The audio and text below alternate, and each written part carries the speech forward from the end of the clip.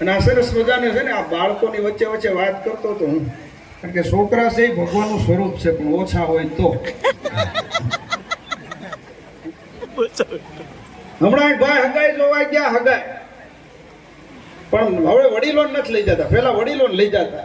એનું ઓબ્ઝર્વેશન હોય કેવું ઘર છે જોવે એટલે આપણે હગાઈ કરાય કે ન હરાય, કરાય. પણ વડીલો ન લઈ ગયા. બાબલા ઘેરે હતા, બાયું નાના નાના છોકરા હગાઈ જોઈને આવ્યા એટલે દાદાએ પૂછ્યું નક્કી કરી નાખ્યું કે હા? તો દાદા બરાબર સાંભળજો. દાદાએ કીધું નક્કી કરી નાખ્યું? હા. અમને નહોતા લઈ ગયા, કઈ નિરીક્ષણ કર્યું? તો દાદા એમને કઈ બહુ ન ખબર પડે, પણ નક્કી થઈ ગયું. નક્કી થઈ ગયું? હા. માણસો કેવા? તો ઓલા જોઈને આવ્યા હતી કે આપણી જેવા. તો દાદા કે તોય કર્યું?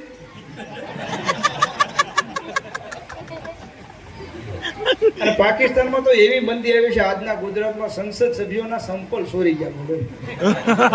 વિચાર કરો, આજના ગુજરાતમાં વાસીને આગળ ભારે કરી હવે ત્યાંથી સંપલ ચોરાય છે. બોલો, આપણે મંદિરમાં સાધુ સંતો બૂટ ચપ્પલ ચોરથી સાવધાન લેવું લખતા, પણ હમણાં બધા વીડિયા ને કે કોમેન્ટો બહુ થાય માફી મગાવે એને સૂત્ર ફેરવી દે.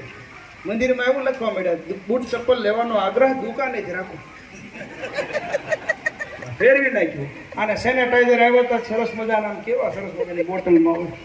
તમારા ગામમાં મંદિરમાં બે જણે બોટલ મૂકી, ડોસ્યું એમ કે આ સરનામત છે, નવું વર્ઝન એવું લાગે. એમાં પિચકારી મારી મોઢામાં નાખી અને પગથિયે થૂકે ગડપા કરે. મેં કીધું એક જણો બેહો અને કા વાઈટ કીમાં રાખો અને આખા ગામની ડોસ ઉપાડી લે. દાન કરવું તો જોઈ જોઈને કરવું પડે, જોઈ. અને બેનો તમે માસ્ક તો કોરોનામાં પહેર્યા જ નહોતા. માસ્ક પહેર્યા નહોતા, કારણ કે માસ્ક પહેર્યા ને જ્યારે બરોબર ગાડી લઈ જાય કોરોનામાં શાક લેવા, તો આ પોલીસ ઓફિસરો હોય વિસલમાં, રે બેન ઉભા રહો, માસ્ક નો પહેર્યું, એક્ટિવ બ્રેક મારી લાજ કાઢી જાય. એટલે આ બેન કે બેન આ કોરોના છે, તમારે હારો નથી ઉપાડ લે. એ કે આ દેશી માસ્ક કહેવાય, સિંગલ વિઝન વિન્ડો, અંદરથી બહાર દેખાય, બહારથી હું અંદર ન દેખાય. પણ આમ ઉપાડી લે હે. માસ્ક છે ખરેખર પહેરવું જોઈએ. એક ભાઈ હમણાં કોરોના વખતે 2 વર્ષ પહેલા માસ્ક પહેરીને ઓફિસે ગયો, હાજે ઘેર આવીને એની ઘરવાળીને કે આ તે માસ્ક બરાબર ધોયું નહોતું, આજ ઓફિસમાં આખો દી વાસ મારતું હતું. એની ઘરવાળી કે તમારે ઉતાવળથી જોવું જોઈએ ને, માસ્ક તો નળે ટીંગાતું, તમે છોકરાને ડાયપર મારીને લઈ વાનું કરો.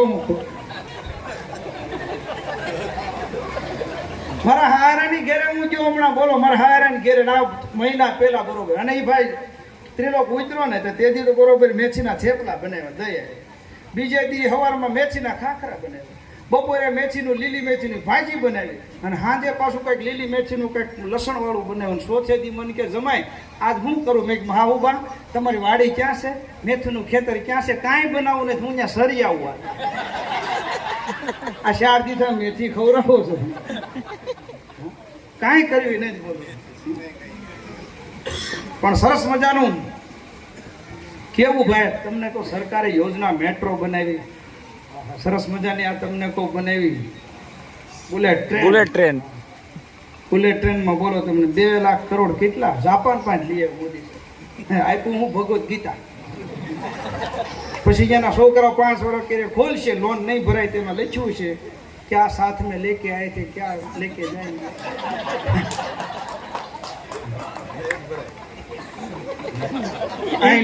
ભરવાની થોડી હોય ગીતાનો સંદેશ ભરવાની થોડી એમને ના બુલેટ ટ્રેન થઈ જવાની. હમણાં 2 જણા વાતો કરતા હતા, એ કે આ ડ્રાઈવરલેસ ગાડી નીકળે અમેરિકામાં, આ હિન્દુસ્તાનમાં આવશે થોડું તકલીફ નહીં થાય. એ કે તકલીફ હું કાંઈ નહીં, તો વધારે સારું. કે એ તકલીફ બરાબર છે, પણ ગાડી ભટકાય તો મારવો કોને? આપણે બેઠા બેઠા આવું ઓબ્ઝર્વેશન કરે, મારવો કોને? હા, મારવો કોને વિચાર. પણ બહુ સરસ મજાની વાતો તમને કોઈ દ્રષ્ટિ કરો ત્યાંથી હાસ્ય મળે. હા, મારી ઘરવાળી વાત કરતો હતો, હમણાં 14 તારીખે હું નાગપુર કાર્યક્રમ કરીને આવતો હતો, એટલે હું પછી બોમ્બે થઈને મેં કીધું આપણે મેટ્રોમાં બેસી. હા, મેટ્રોની ટ્રેન એટલે ટ્રેન તમને કોઈ 60 ફૂટ અંદર લઈ જાય એમ લાગે દિવાળી છે બોલો. જમીનમાં પહેલી વાર બેઠો, ટીકડી આપે, ટોકન આપે, ઉતરો ઢોલ પર તમે દઈ ગયો. ત્યાંથી મેં કીધું આપણે બેસી વંદે ગુજરાતમાં, ભલે 1900 રૂપિયા થાય, પણ એ વંદે ગુજરાત ટ્રેન ભાઈ બનાવી છે બાપુ. એમાં હું બેઠો અને ભાઈ તો ભાઈ મેં કીધું અમે ઓબ્ઝર્વેશન કર્યું, આ પ્લેન ને આટી મારેલી. એમાં પછી ટીસી ઓલું લેપટોપ જેવું કંઈક હાથમાં ટેબ્લેટ, શું કહેવાય? મને કે કાંઈ સજેશન છે? મેં કીધું હા, એક સજેશન છે. હું મેં કીધું ટોયલેટમાં જે ઓલો મગ ચેનથી બાંધ્યો છે ને હાકલ ટૂંકી પડે. મને મારી હમું જોઈને કે તું ક્યાંનો? મેં કીધું અમરેલીનો. કે હું કુંડલાનો. કાઠિયાવાડી કોઠા ઉજવાળા હોય હો. મને કે આવા સજેશન ન દેવાય. મેં કીધું પણ આ તમે કીધું એટલે સુધારો કંઈક થાય ટ્રેનમાં તો સારું. મને કે ઈ મગ છે એ ટૂંકી ચેન પડે છે જ્યાં મેં કીધું પુગાડવી ને નથી પૂછ. મને કે હા બેન હું કહું તને હું કુંડલાનો છું. મને કે મગ તારે પુગાડવો ત્યાં ન પૂગતો હોય એ મગ છે એ હાકળે જ બાંધ્યો તું થોડો બાંધ્યો છે. આગો પાછો થઈ જા.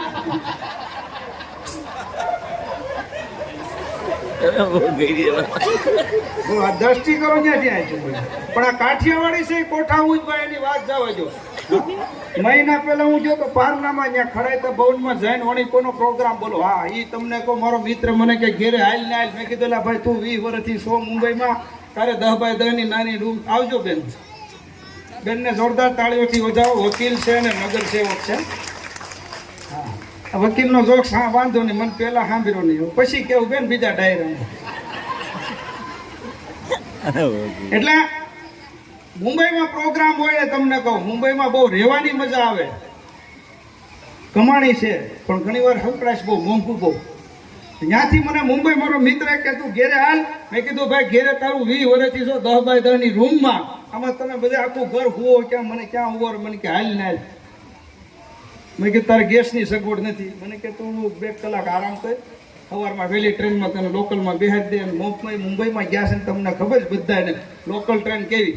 હું લોકલ ટ્રેનમાં બેઠો આમ હાથ રાખ્યો જિજ્ઞેશભાઈ મારી બાજુમાં એક આવ્યો ભાઈ 7.5 ફૂટ તો મારું મોઢું એનું બગલમાં. મને મારે એમ જોઈને કે મૂળ તમે ક્યાં ના? મેં કીધું મૂળ અમે નવરીના. આ તારી બગલ હું પા મુંબઈ આવ્યા.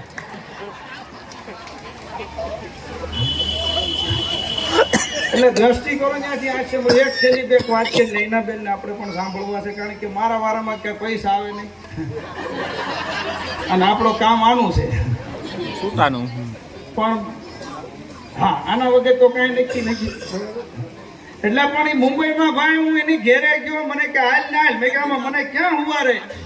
એક નાનો પલંગ હતો છોકરા એ નીચે હોતા હતા પ્રાઇમસ ને અને ગેસ કામ પતે એટલે સુલાઈટ નાખી દે કારણ કે હંકડાશ બહુ હું હોય. મને કે શાંતિ રાખ. એને ચાદર પાથરી 2 છોકરાને એમાં વારાફરતી 2 ચાદરમાં મૂક્યા. સારે શેડાને ગાંઠ મારી છોકરા ખીંજે ટીંગેડે મને કે નીચે હુઈ જા. આ મુંબઈમાં. અને પછી ભાઈ મને ઘડીક છું ને ઊંઘ આવી ગઈ અને મેં કીધું શરીર જકડાઈ ગયું ગમ્યું. એસીમાં આપણે બેઠા હતા પ્રોગ્રામમાં તો કોઈ વાતે મારું પડખું ન પડે અને હું આમથી આમ જોઉં ને મેં આખી ઉગાડીને જોયું કે હું ખીંજે ટીંગાતો આખું ઘર હેઠે હતું.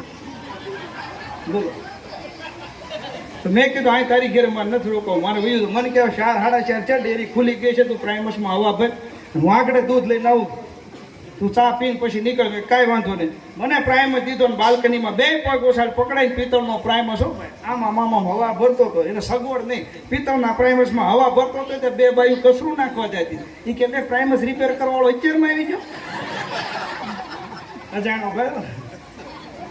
મેં કીધું હવે મારે વયું જવું છે અને હાલતા જ્યાં મને હાલ કાંઈ નહીં ચા નો પીધું. રેલવે સ્ટેશન મૂકવા આવ્યો ત્યાં વડાપાઉં અને હું મૂકે તો વડાપાઉંમાં કેરિયર બને મુંબઈમાં 20 રૂપિયા 2 વડાપાઉં ધરાય રહે. અને ભાઈ મને કે વડાપાઉં ખાતો જા. 2 વડાપાઉં ખવડાવતો હતો એમાં બરોબર વડાપાઉં આપતો નહીં ચટણી આપી અને ચટણી આપીને મને કે તમને કઈ ચટણી આપું ટમેટાની કે આંબલીની? હું મૂંગો મરું ખાઈ લો તો વાંધો ને જિજ્ઞેશભાઈ. મેં પૂછ્યું આમાં બેમાં ફેર હું તો મને કે અઠવાડિયાનો. પછી મેં કહ્યું વડાપાઉં નથી ખાવા હું ઘેર જઈને ખાઈ લે. એટલે ઘણી ઘણી વાતો છે. દ્રષ્ટિ કરો ત્યાંથી આવી સરસ મજાનું વાતું મળી જાય. પણ આ આખી ટીમ